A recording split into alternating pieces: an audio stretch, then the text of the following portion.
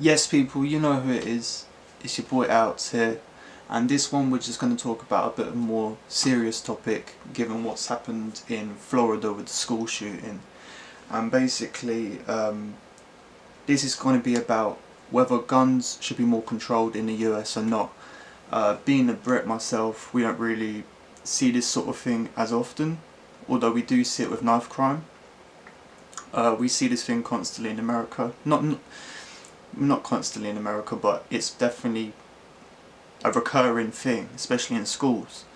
It's makes you wonder why it's always why it's schools a lot as well. I guess on one hand you could say the kid might have been bullied, might have been lonely, might have had a really hard time at school. On the other hand, you could say the kid was just a psychopath, right? He wanted to kill people, and given what people had said about him as neighbours, that he liked to hurt animals or whatever like that, so he was quite a disturbed kid growing up as well. But I don't know, I don't know the ins and outs of it really, to be honest. No, trauma can definitely play a part in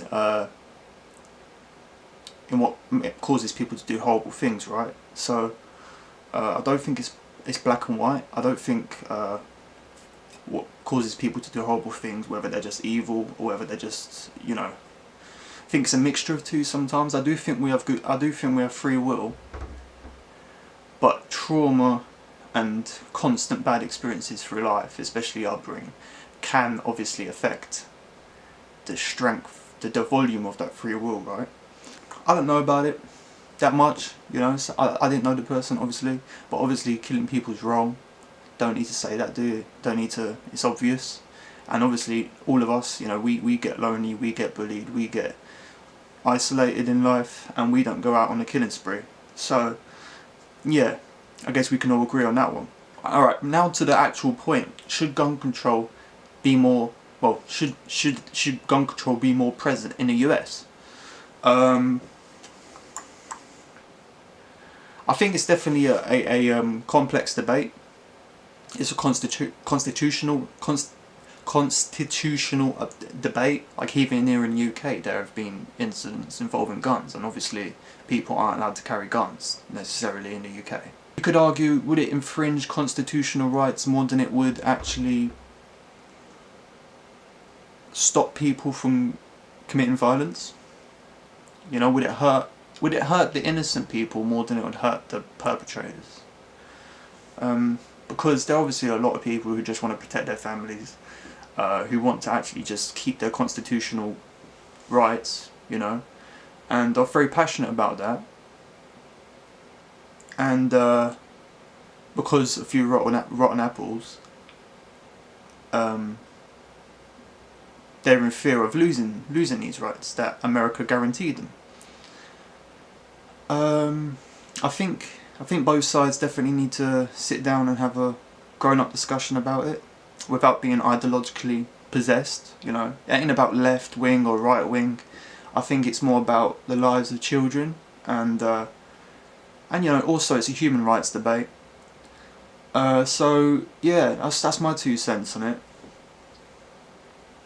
I don't live in America, so I bet Americans are probably a bit more passionate about their constitutional rights, but I do understand the importance of it, and liberalism and democracy. So is it hypocritical to change constitutional rights because bad things happen? Or is the purpose of constitution to be set in stone no matter what happens? That's the point of it, isn't it? I don't know. I'm pretty on the fence on this one. Both sides make good arguments, I think. Let's just not try and make this an ideology debate, right? Because I think it's a bit it's childish, It's like no one's completely left or right anyway, and the people that are sheeps, picking a side. It's like some things you're probably liberal on, some things you're conservative on. Some things you might be completely flipping libertarian on, like taxes. But yeah, that's my thought on it. Let me know what you think. Have a good one.